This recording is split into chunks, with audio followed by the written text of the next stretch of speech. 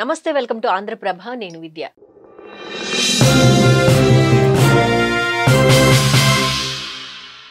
ఈ గజిబిజి ప్రపంచంలో మనకంటూ కొంత స్థానం ఉండాలి, మనం కూడా ఈ పోటీ ప్రపంచంతో పాటు ముందుకు సాగాలి అని మనకి తెలియకుండానే మన బ్రెయిన్ని మనం చాలా స్ట్రెస్కి గురి చేస్తూ ఉంటాం.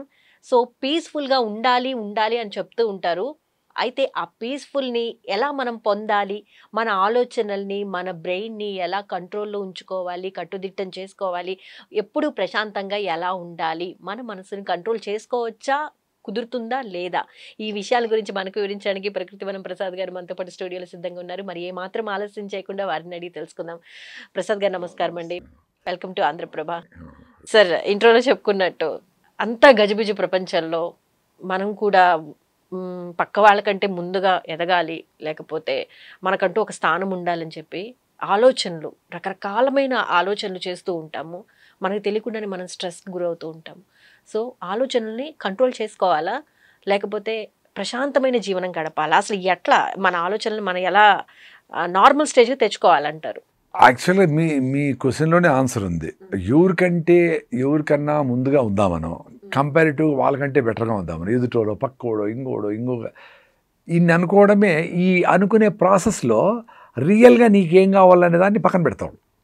రియల్గా రియల్గా ఏమనుకుంటావు, పొద్దున లేస్తాను ప్రశాంతంగా యోగా చేయాలా, వాకింగ్ చేయాలా, పిల్లలతో కొంచెం ఆడుకోవాలా, నా భార్యకి ఏమన్నా ఇంటి వస్తువులు అటు తెచ్చేయాలా, మోటార్ రిపేర్ ఉంటే చేయాలా, ఇంకా లీక్ ఉంటే అది రిపేర్ చేయాలా. నీకు ఎవ్రీడే గుర్తుకొచ్చేసివి చేయగలిగినవి పక్కన పెట్టి, ఏది మీ వల్ల కాదో, ప్రమోషన్ రాలా అందుకని నేనేం చేయను, నేనేం పని చేయను, ప్రమోషన్ ఇచ్చినాక చేస్తా, 60 ఏళ్ళ తర్వాత రిటైర్ అయినాక మా నాయన పేరు మీద ఏదో కట్టిస్తా, పోస్ట్పోన్ చేస్తామే.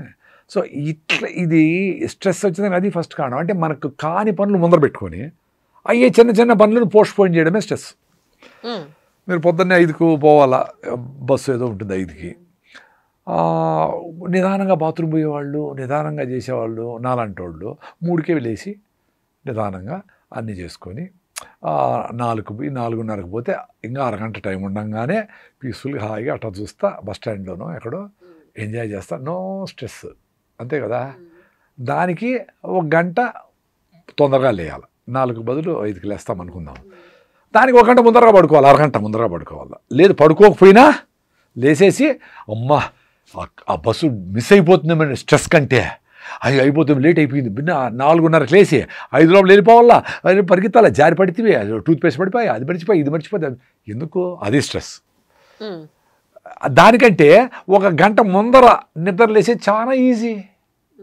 నీళ్ళు ముఖం మీద కొట్టుకుంటే రెడీ అయిపోతావు, అరగంట ముందరనే బయలుదేరుతావు, పోతావు, నడుచుకుంటూ పోతావు, ఆటో కూడా అవసరం లేదు, దగ్గర అయితే బస్ స్టాండ్ చేరుతావు, ముందరే ఉంటావు హ్యాపీగా. ఎంత ప్లెజెంట్గా ఉంటుంది. ఒకటి చిన్నది కాంప్రమైజ్ అయితే ఇంత హ్యాపీనెస్ వస్తుంది. అట్లే ఏదైనా కానీ నీ లైఫ్లో ఏదన్నా అచీవ్ కావాలన్నా ఏదైనా కానీ, నేను 40 ఏళ్ళు వచ్చింటే ఐఏఎస్ కాలా, 4 సార్లు రాసింటే ఐఏఎస్ రాలా, అయ్యో నాకు గానం ఓ ఛాన్స్ వచ్చింటే 4 సార్లు ఒక్క మార్కు రాలేదు కదా, దానికి ఎనర్జీ ఎందుకు వేస్ట్ చేస్తావు బుర్రలో పెట్టి. ఇప్పుడు మామిడి పళ్ళు వచ్చినాయి, తిను, దాని మీద ఆలోచించు, అయిపోయిన దాని గురించి ప్రజెన్స్లో ఉండు, మిస్ అయిపోతాయి పండూరు వారి మామిడి, బెనిషా కలిమ, ప్రజెన్స్లో ఉండు, ఇది మిస్ అయిపోతావు కదా. ఓకే, అంటే అయిపోయిన దాని గురించి ఆలోచించి, అయిపోయిన దాని గురించి, జరగబోయే దాని గురించి మధ్యలో మిస్సింగ్. మనిషి సహజ లక్షణం కాదండి ఆలోచించడం అనేది. మనిషికే ఒక్కరికే ఉండేది, ప్రజెన్స్లో ఉండేది కూడా. మనిషికే వీలయ్యేది ప్రజెన్స్లో ఉంటూ ఎంజాయ్ చేసేవాడు మనిషికి. ఇప్పుడు రమణ మహర్షి, జిడ్డు కృష్ణమూర్తితో, బుద్ధుడు, నువ్వు ప్రజెన్స్లో ఈ మూమెంట్ని వదలకుండా ఉండు, ఈ మూమెంట్. సో ఈ మూమెంట్ ఏంది, పాత ఇన్ఫర్మేషన్ అంతా ఉంటుంది నీకు. ఈ మనిషితో సంబంధం పెట్టుకోవాలన్నా వద్దా, ఈ పని చేయాలన్నా, ఈ షేర్లు కొనాలన్నా, ఈ బిజినెస్, ఈ ఉద్యోగం వదిలిపెట్టేయాలన్నా, కంటిన్యూ చేయాలన్నా, పెన్షన్, ఇవన్నీ 1 సెకండ్లో సూపర్ కంప్యూటర్లో చేయలేదు. అంత బ్యూటిఫుల్గా మనము పాస్ట్ని, ఫ్యూచర్ని చూసి ప్రజెంట్లో డెసిషన్ తీసుకోవాలి. సో పాస్ట్లో నిలుక్కొని పోయి అయ్యో మా నాయనకి వాడు మోసం చేశాడు, వీడిలో మోసం చేస్తాడో తెలీదు అని ఎవరితో బిజినెస్ చేయకుండా అంత నెగిటివ్గా అనుకొని, ఫ్యూచర్లో రష్యా బాంబులు వేసేటట్లు పాకిస్తాన్ మీద బాంబులు వేస్తే రిలేషన్ కొప్పుకొలిపోతే ఏమవుతుందో, కాబట్టి ఏమవుతుంది, డబ్బులు అక్కడే ఉన్నాయి, ఏదో అట్లా ఫ్యూచర్లో జరగబోయే జరగబోయేదాన్ని యాంటిసిపేట్ చేసి పాదాన్ని పెట్టుకొని ఇట్లా చూస్తూ ఉంటే మీరు కనపడ్డంలే నాకు ఇప్పుడు ఎక్కడ కనపడతావు, తీస్తే ఫ్రెష్గా కనపడతావు. ప్రతిరోజు అట్లా ప్రాబ్లం ఫ్రెష్గా చూడాలి. ఆ ఫ్రెష్గా చూడాలంటే బ్రెయిన్లో నీకు ఎండార్ఫిన్స్ యాక్టివ్గా ఉండి ప్రెషర్ లేకుండా. ఎందుకు వస్తుంది ప్రెషరు? ఇప్పుడు మాకు మదనపల్లిలో టమాటా లాస్ట్ ఇయర్ 5,000 పోయింది బాక్సు, ఎంతో 100 రూపాయలు 200 పోయింది. అందరూ వేసేసారు ఈసారి 1000 ఎకరాలు. అందరూ సాఫ్ట్వేర్ వాళ్ళు వీళ్ళు అందరూ ఇన్వెస్ట్ చేసి రైతులు పోయి అంటే రైతులకి రేట్లే. ఇప్పుడు ఎంత ₹1 మదనపల్లిలో రూపాయి కిలో రైతుకు వచ్చేది, బయట 5 రూపాయలు అమ్ముతారు, వాళ్ళు కావాలి కాబట్టి మొత్తం. సో ఎందుకు వస్తుంది స్ట్రెస్? ఇంత సంపాదించేలా అనే వచ్చి ఏమవుతా ఉంది అందరికీ రియల్గా దాని మీద బతికే వాళ్ళందరూ పోయి. అరే నీ పని నువ్వు చేసుకుంటే, నీ పని సాఫ్ట్వేర్ ఏదో నువ్వు చేసుకో, నీ రియల్ ఎస్టేట్ ఏదో నువ్వు చేసుకో, వాడు రైతు పని చేసుకుంటే వాడికి ఏదో డబ్బులు వచ్చేది. సో స్ట్రెస్ లేకుండా ఎట్లుంటుంది? నీకు అవసరం లేకుండా సమాధానం పోతాడావు కదా. ఇప్పుడు మేము చిన్నప్పుడు 4 నిక్కర్లు 4 షర్ట్లు ఎంతో ఉండేటివి, అన్నీ ఒక దీంట్లో ఇట్లా ఉండేటివి, అంతే చిన్న అంత అట్లా బాగానే ఉన్నాం కదా. ఇప్పుడు పెంచి బీరవాళ్ళు నింపేసి వస్తువులన్నీ ఇల్లు సరిపోవడం లేదండి అని మళ్ళీ అప్పులు చేసి మూజాలో ఉన్నాడో 5 కోట్లు పెట్టి పెద్ద ఇల్లు కొని ఈ సామాన్లన్నీ అక్కడ మార్చి అంటే ఫుల్గా కాలేదు ఇల్లంతా, సామాన్లు కొని మళ్ళీ పెట్టి ఏంది ఇది నువ్వు వాడుతా ఉండవు ఆ సామాన్లు. నీకు అవసరం ఉండేది అవసరం లేక ఇచ్చి, అవసరం లేదు వదిలించుకో. ఎంత హ్యాపీగా ఉంటుందో వదిలించుకుంటే. నేను తమాషా ఏం తెలుసా, హైదరాబాద్కి వచ్చేటప్పుడు మార్నింగ్ 3కో ఏమో లేచిన, అర్లీగా బయలుదేరిన, బట్టలు తీసుకోవాలా, నా వైఫ్ నిద్రపోతూ ఉంది బెడ్రూమ్లో. సరే లైట్ వేయలే, అప్రాక్సిమేట్గా చిన్న కనపడుతుంది మంచం ఎక్కడుంది అని, అట్లే మంచం తీసిన, బీరువా తీసిన, దానిపైనుండే ఒక షర్టు ఒక ప్యాంటు 2 షర్ట్లు ఎత్తుకున్నా వచ్చేసిన, అట్లే పెట్టేసి ఏమన్నా ఉంది వేసుకుంటాం ఏమైతే. అదే అంత సింపుల్ లైఫ్. మీకు కూడా అది పాసిబుల్. కానీ ఇప్పుడు ప్రతిదీ స్టేటస్ చూస్తున్నారు కదండి. అదే ఎవరి కోసం బతికితేనే స్ట్రెస్ ఉంటా ఉండా. నీ కోసం నువ్వు బతికితే నీకేం కావాలా అని నీ మనసు నీ మైండ్ బాబు చాలాసార్లు చెప్తుంది. 2 మైండ్లు ఉంటాయి. ఫస్ట్ చెప్తుంది రేపు పొద్దున్నే లేలరా అంటుంది. సరే అని ఒప్పుకొని అలారం పెడతావు. పొద్దున అలారం కొడతారు, దీని అబ్బా అని మళ్ళీ ఆఫ్ చేస్తావు. మళ్ళీ నువ్వు తిట్టుకుని నువ్వు వేస్ట్ ఫెలో రా, నీ బతుకంతా ఇంతే, నువ్వు ఎప్పుడు లేలేవో, నీ పని ఇంతే, గోయిందా నీ పని, నువ్వు ఎన్నిసార్లు పెట్టినావు అని నీ అంతకు నువ్వే ఆటో సజెషన్ ఇచ్చుకుంటావు. Waste fellow. చాలామంది అట్లే, నేను కూడా అట్లే అనుకున్నా చాలాసార్లు. ఇప్పుడు కొన్ని బయటపడినా కాబట్టి రే నువ్వు చేయగలవురా, ఆయాసం వచ్చింది అయినా పరిగెత్తురా, నీకు ఎక్కువ ఆయాసం వచ్చిందని అడుగురా, కొంచెం కూర్చో మళ్ళీ పరిగెత్తో అని ఇచ్చుకోవాలా. మరి అది కంట్రోల్ అని చెప్పరు. ఫ్రెండ్లీగా ఉండండి మీ మైండ్తో. ప్లీజ్ నీకు మంచి ఫుడ్ పెడతా ఉండా, మా అమ్మ నాయన కంటే మా తాత వాళ్ళ కంటే బెటర్ ఫుడ్ పెడతా ఉన్నాం నీకు. ఇన్ని రకాల ఫుడ్లు లేవు వాళ్ళకి. రాగి ముద్ద పల్లీల చట్నీ తిని వాళ్ళు 100 ఏళ్ళు పనిచేసినారు. పొద్దున్న నుంచి సాయంత్రం గుడి చాకరీ చేసినారు. 4 గంటల నుంచి దంచినారు, ఆవులు పెట్టినారు, పేడెత్తినారు, పాలు పిండి చేసినారు. ఒరే నీకు ఇంత ఫుడ్ పెడతా ఉన్నాను రా, కాబట్టి పరిగెత్తరా, ఒక అరగంట గ్రౌండ్ వరకు, ఒక గంట సేపు కేబీఆర్, నీకు ఎండార్ఫిన్స్ రిలీజ్ అవుతాయిరా అని చెప్తాది కదా నీ మైండ్. అందరికీ తెలుసు కదా, అన్ని యూట్యూబ్లో చెప్పేశారు ఇవి, నేను కొత్తగా చెప్పేది ఏం కాదు. మరి ఎందుకు అది పక్కన పెట్టేసి ఇట్లా చూసి అటు చూసి టైం చూసి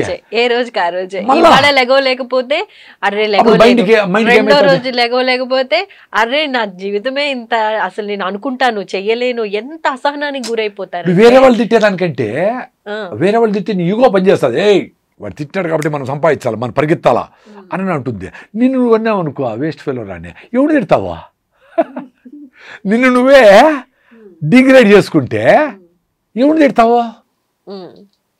దాన్ని కొంచెం బయట పెడితే కూడా నీ చేతిలో కదా ఉండేది. మనం ఎంతసేపు నెగిటివ్ మాట్లాడాలనుకుందాం, పక్కన పెట్టేయండి. నిన్ను నువ్వు జయించేది కూడా నువ్వే కదా. నాలుగంటే ఒక్కసారి వదిలించుకొని లేసేసి ఫ్రెష్గా పోయి అట్లా బయట తిరిగినామనుకో, అబ్బా అరే ఎట్లా మిస్ అయిపోయినామని ఫీలింగ్ ఎక్స్పీరియన్స్ కావాలా. అప్పుడు ఎవరు చెప్పే జయించేసినంత ఫీలింగ్ ఉంటుంది అసలు. ఆ ఎక్స్పీరియన్స్ నీకైతే మళ్ళీ ఎవరు చేయనక్కర్లే. ఓకే, ఫార్చునేట్లీ అన్ఫార్చునేట్లీ కొంతమంది ట్రిగ్గర్ కావాలా, ఒక గురువో ఇంకోటో ఒక ఎవరో గురువు చెప్పిట పొద్దున్న బ్రహ్మతులు చేసి 10 రోజులు 40 రోజులు ఇది చేస్తే నీకు మంచి జరుగుతుందబ్బా, 10 రోజులు చేయాలా, 40 రోజులు ఉపవాస దీక్ష చేయాలా, అయ్యప్ప స్వామి దీక్ష, ఇంకో దీక్ష, ఆంజనేయ స్వామి దీక్ష.